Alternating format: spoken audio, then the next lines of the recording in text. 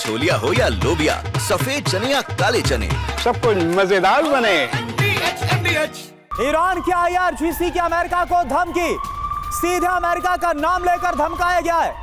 America को हमले की सजा मिलेगी, IRGC की तरफ से कहा गया। अमेरिका ईरान के जवाब का भी इंतजार करे। अरब में हर US ठिकाना टारगेट पर है। यानी अभी तक तो सवाल ये उठ रहा था कि क्या ईरान वाकई में हिम्मत दिखाएगा किसी भी अमेरिकी बेसिस पर हमला करने की, लेकिन ये जवाब ईरान की तरफ से आ गया है। IRGC की तरफ से अमेरिका को कह दिया गया है कि अमेरिका को इस हमले की सजा मिलकर रहेगी। अमेरिका ईरान के अब जवाब का इंतजार करे। अरब में हर अमेरिकी ठिकाना इस वक्त ईरान के टारगेट पर है, ये IRGC की तरफ से कहा गया। और हमने देखा इससे पहले पास में रविंदर सर कि जो ईरान की तरफ से धमकियां दी गई, ईरान का एक्शन भी बिल्कुल उसी के साथ कोऑर्डिनेट करता हुआ नजर आया है।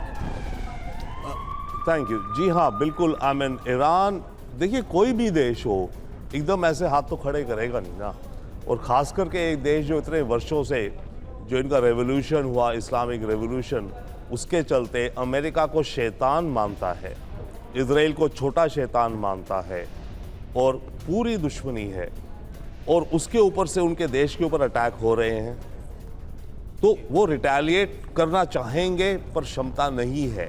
कुछ क्षमता है। ये अगर बुरी तरह कॉर्नर हो गए, जो हो चुके हैं, एक इनके पास थोड़ा गेम चेंजिंग दिखता है, वो ये है कि ये अरब कंट्रीज पर अटैक करेंगे।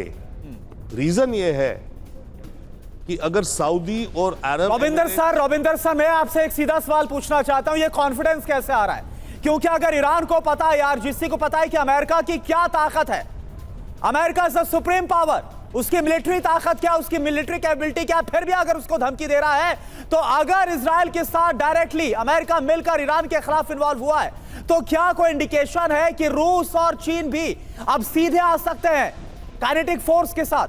नहीं, सॉरी, आई मीन मेरे विचार से बिल्कुल नहीं आ सकते, ना रशिया ना चाइना।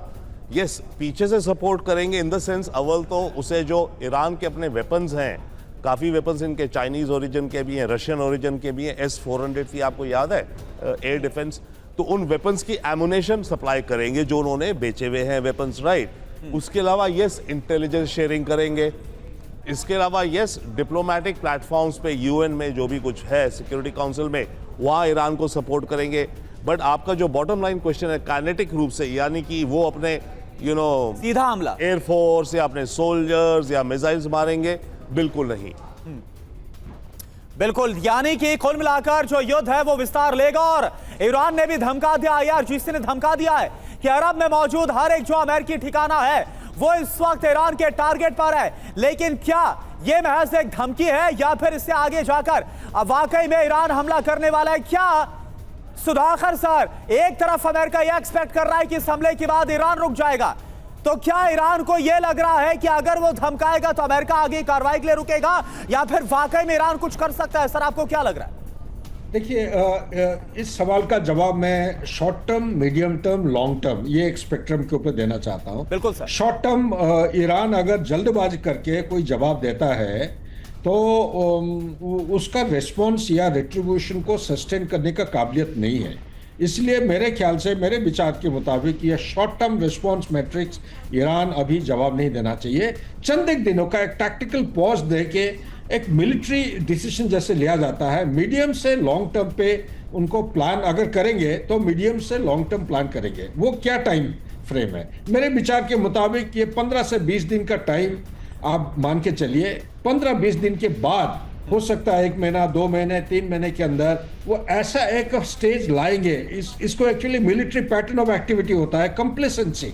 दुश्मन को एक कंप्लेसेंट स्टेज पे ले आएंगे ताकि उनको लगेगा अभी तो कुछ होने वाला नहीं है, और ऐसा ही होगा। लेकिन इसका रूप और रंग जो है ये इस किस्म की हो सकता है, उसको है false flag operation. False flag operation में चाहे ईरान कुछ करे या ना करे, ऐसा एक हरकत किया जाएगा जिसको अमेरिका हो या इजराइल हो या इनके एलाइज हो, वो बोलेंगे ये हरकत जो है ईरान ने किया है, और इस हरकत के वजह से उनको जवाब देना पड़ेगा, मुंह तोड़ जवाब ईरान। तो ईरान को दबाव प्रेशर के नीचे, जैसे उन्होंने अच्छा सुधाकर सर मैं इस पर भी आपसे एक जवाब चाहूंगा। एक बात बताइए, आयतुल्लाह अली खामनेई और उनकी लीडरशिप को इंटरनली बहुत प्रेशर का सामना करना पड़ रहा है, आंतरिक दबाव भी बहुत है और अब एक्सटर्नल प्रेशर आ गया, बाहरी दबाव, अमेरिकी हमला, इजराइल की तरफ से हमला।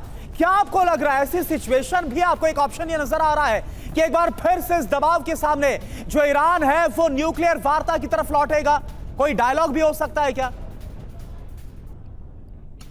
तीन हिस्से हैं जितना मेरे को समझ में आ रहा है। नंबर एक, सत्ता परिवर्तन, किसी भी हालत में रेजिम चेंज होगा नहीं ईरान में, ये मेरा कन्विक्शन है। क्योंकि लोगों को समझ में नहीं आया अभी तक, ये जो खमेनेई की बात कर रहे हैं ये अभी नहीं, पिछले 30 साल से ज्यादा ईरान को रूल करते आ रहे हैं और he is taken as a kind of a demigod. लेकिन ये इसके बावजूद ये भी कह रहा हूं, इंटरनल फॉल्ट लाइन है।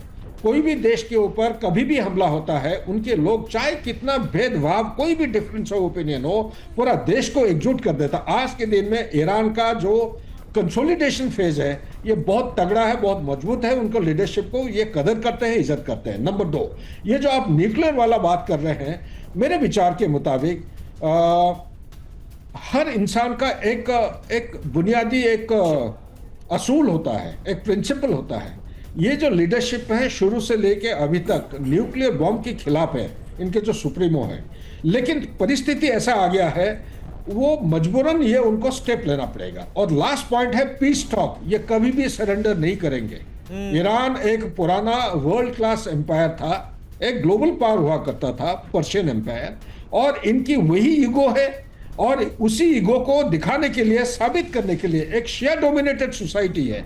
आप देखिए वो हमास को सपोर्ट कर रहा है, क्यों कर रहा है? अरबिक वर्ल्ड में ये तीन देशों के बीच में लड़ाई हो रही है, अरब, सऊदी अरेबिया, ईरान और टर्की। ये तीनों जो है मुस्लिम वर्ल्ड में उमा बनने की जो कोशिश कर रहे हैं, जो लीडर बनने की कोशिश कर रहे हैं। तो ईरान एक शिया डोमिनेटेड सोसाइटी होने के बावजूद अरब को और टर्की को कहने की ये कोशिश कर रहा है कि देखो आप सुन्नी डोमिनेटेड हो, फिर भी आप हमाज या पैलेस्टाइन कॉज को प्रमोट नहीं कर पा रहे हो, प्रोटेक्ट नहीं कर पा रहे हो, लेकिन मैं शिया होने के बावजूद मैं ये कर रहा हूं। तो इससे ये आप अंदाज लगा सकते हैं कि इनके जो मेंटल ईगो स्टेटस है वो कितना सुप्रीम है और कितना ओवरशैडोइंग है, प्रीडोमिनेटिंग है। तो इसीलिए मेरे अंदाज और असेसमेंट के मुताबिक ये ना सरेंडर करेंगे, ना कोई पीस टॉक करेंगे। इनका एक ही लाइन हमेशा आपको सुनने में मिलेगा। और सर अगर लड़ाई के साथ साथ कोई, अगर सर मिडिल ईस्ट के, ये एक विक्टिम ऑफ वॉर है और victim of war middle east के देशों के बीच जो युद्ध होता है और खासकर अमेरिका के खिलाफ, उसके नेचर को देखें तो हमने ज्यादातर देखा है जो शासक रहे हैं उन्होंने सरेंडर की जगह इसको एंड तक खींचा है। अब सवाल यही है कि क्या खामेनेई उस एंड तक ईरान को लेकर जाने वाले हैं और अमेरिका के खिलाफ एक खुला युद्ध करने वाले हैं। अब छोलिया हो या लोबिया, सफेद चने या काले चने, सब कुछ मजेदार बने।